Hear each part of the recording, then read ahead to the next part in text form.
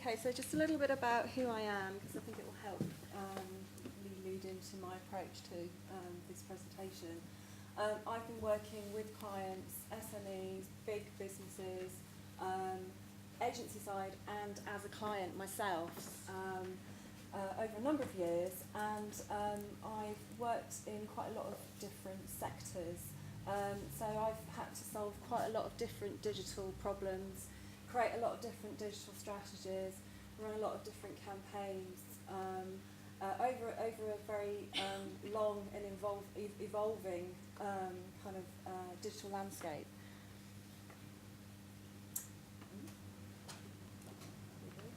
Okay, so my approach today is looking at the question, and you're probably thinking about, well, how can we apply this? How is it going to affect my business, or how can I get there?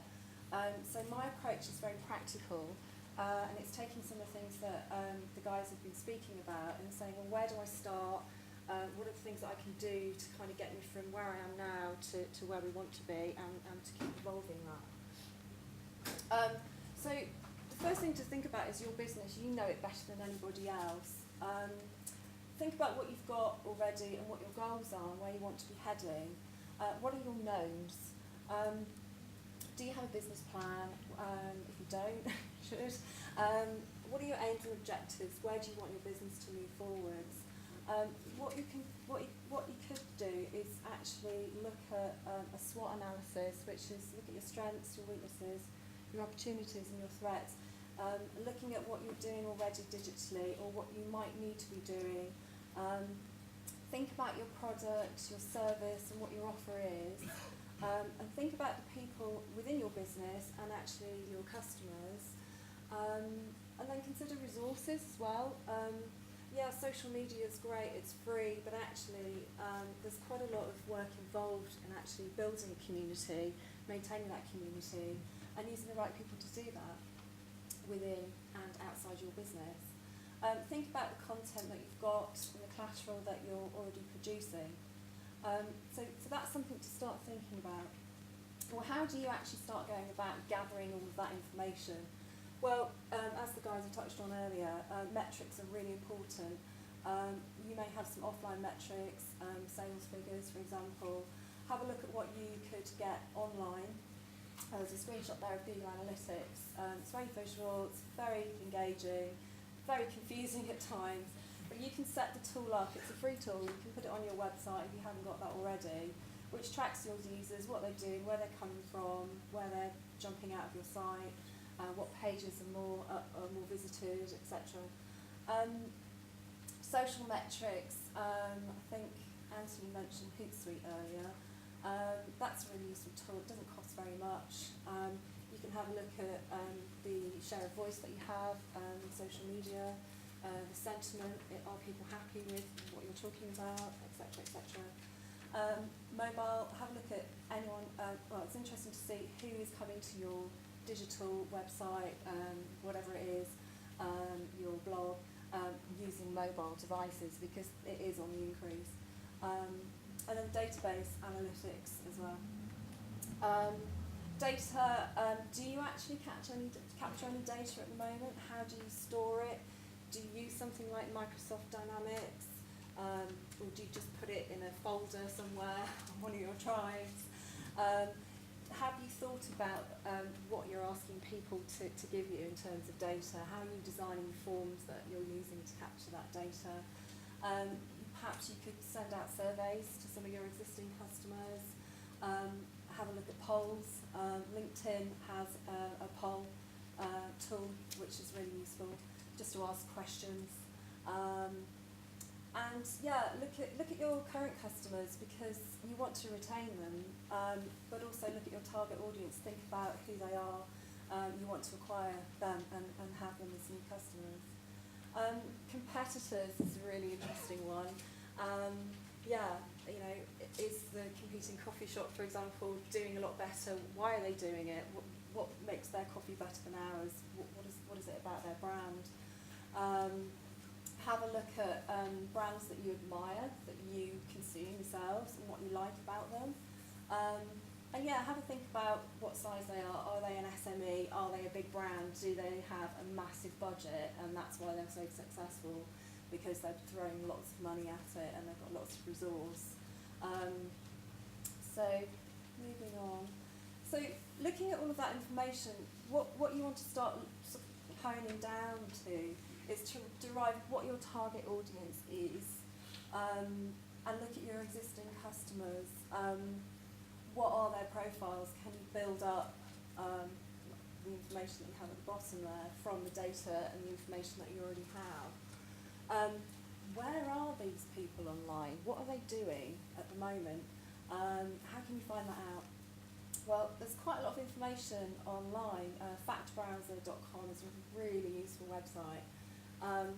Basically, you can search by keyword, location, and by sector. So you could find out where 16 to 25-year-olds are shopping for trainers online, for example, and it will come back with, hopefully, some facts. It's an aggregation tool, so it's quite a useful one to have a look at. ComScore's quite good as well, and there's some more sources that I'm going to go through in a minute. So what you're trying to do is think about how people consume, how people buy your brand at the moment, what's good and what's bad about it, and to really understand that market and to plan ahead.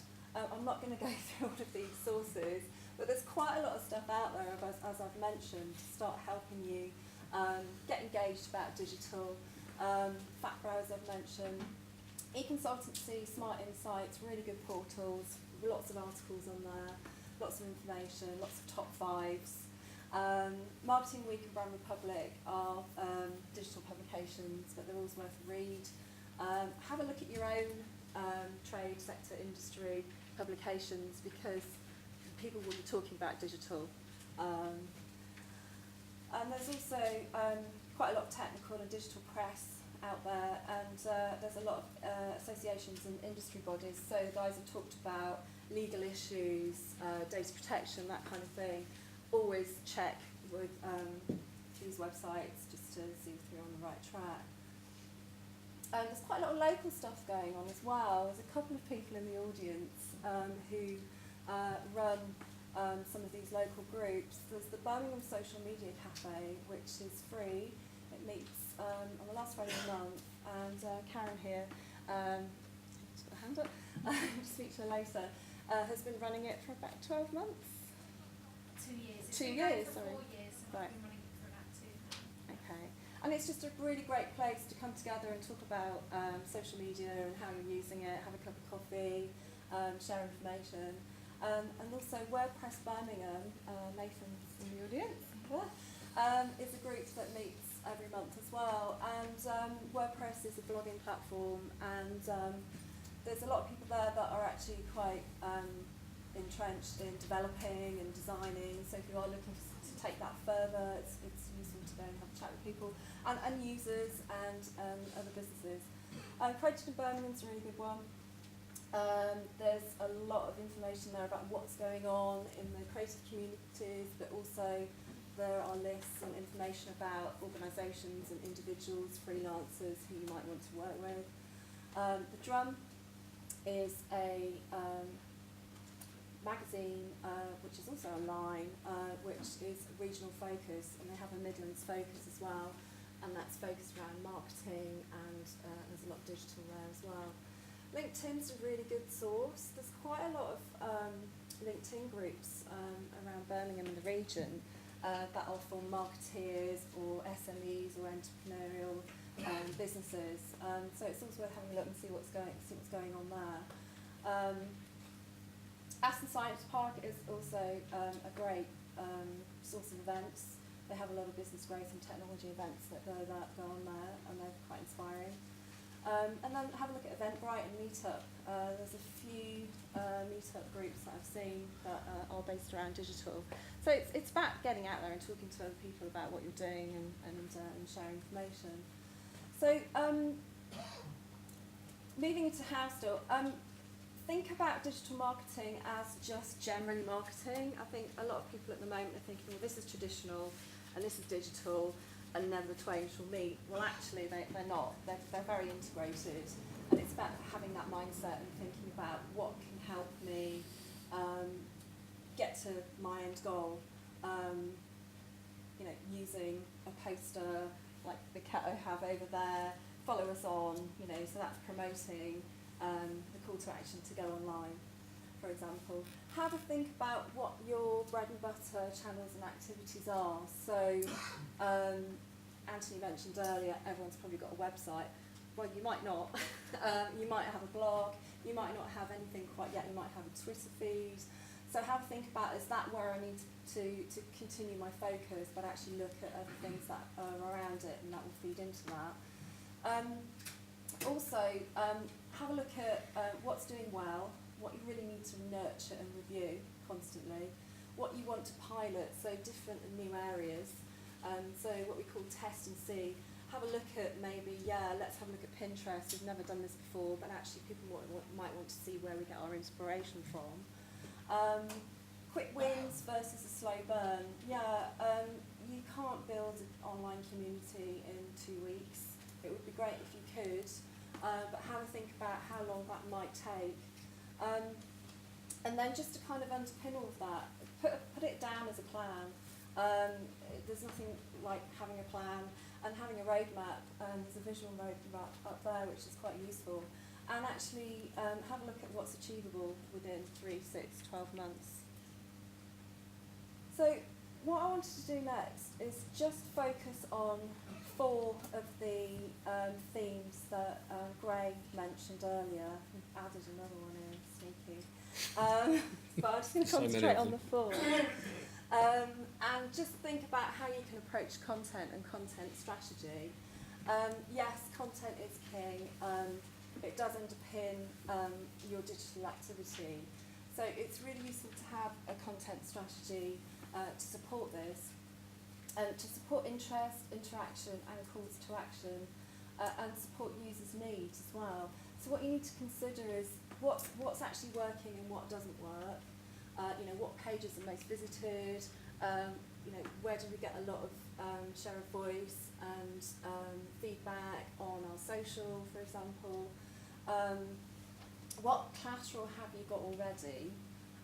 So it might be that you have got a load of really exciting PDFs and white papers, but actually you've never thought about sharing them online. Have a think about what new content you need to generate.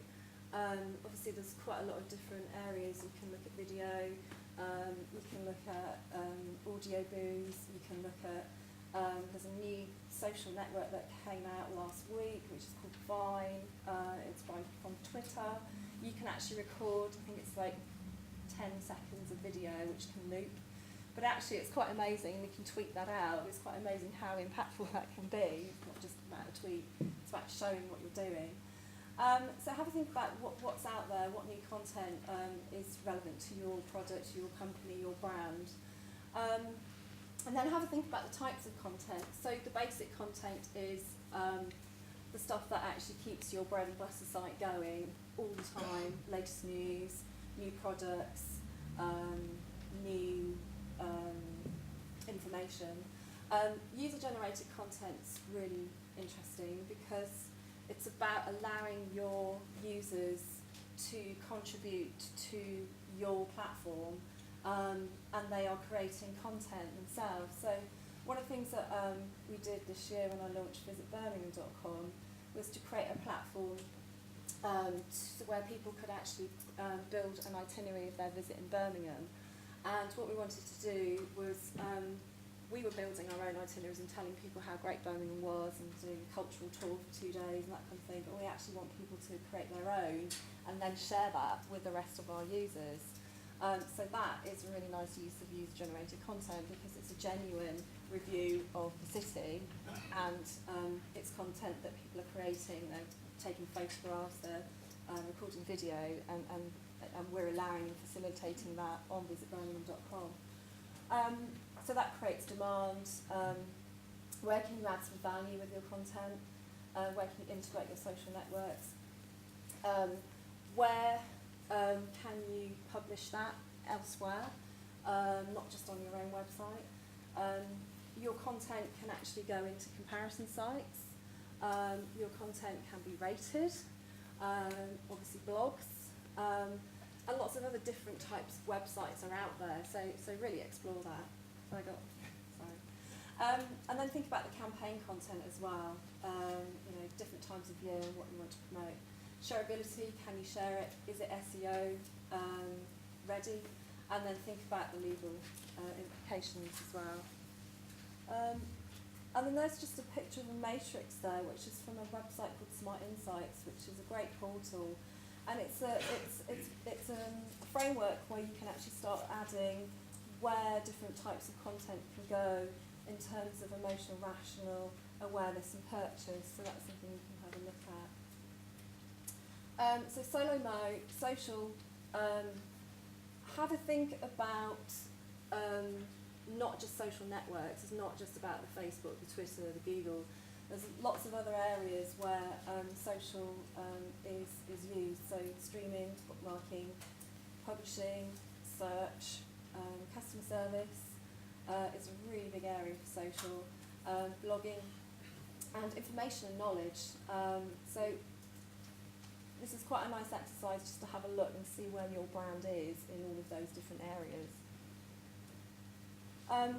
Location, is it relevant to your business? Yeah, probably. If you've got a bricks and mortar business, then people are going to want to know where you are and how to engage with you when they're in the area. A lot of people with smartphones use them to make local decisions, so they might be on the road and say, I want to find my nearest. Google Places is a free tool with Google. It allows a local search to happen, so I want to search for a mechanic in a certain place because I've broken down, or I need a certain part. If they're on Google Places, you're more likely to phone them up. So going down to the last slide, hopefully they'll have a phone number there so you can just click and you can call them. Encourage some opt-in as well when people are in your location and using your website, or if they're using free Wi-Fi in your store or whatever. Have a think about what you can provide to them. So there are platforms like Foursquare where you can check in and you can become the king of that area or that coffee shop or whatever it is, and you get free coffee. Does anybody know about showrooming? Yeah. Showrooming is something that's become a lot more popular. You'll go to a store, have a look at a product, and then get your phone out and say, actually, can I find this anywhere else slightly cheaper? Or I want to know a bit more about it. Well, there's an opportunity there for you as that bricks and mortar showroom owner at that point in time. You could actually be giving them offers or a discount because they're in your store at that time, which might encourage them to purchase right there and then. Okay, so mobile.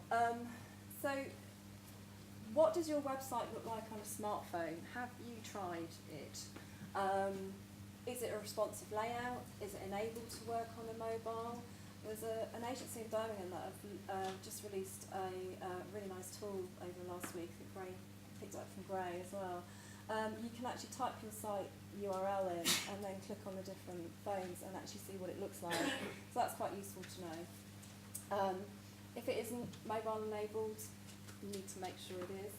People are looking on your site, have a look at your Google Analytics, see where they're coming from. Mobile is, if you have a place, which is what I've mentioned before, a shop or a location, free Wi-Fi is really useful. A lot of coffee shops do this, a lot of trains are now doing this, lots of transportation. So it's a really good opportunity to capture data and push information out to them.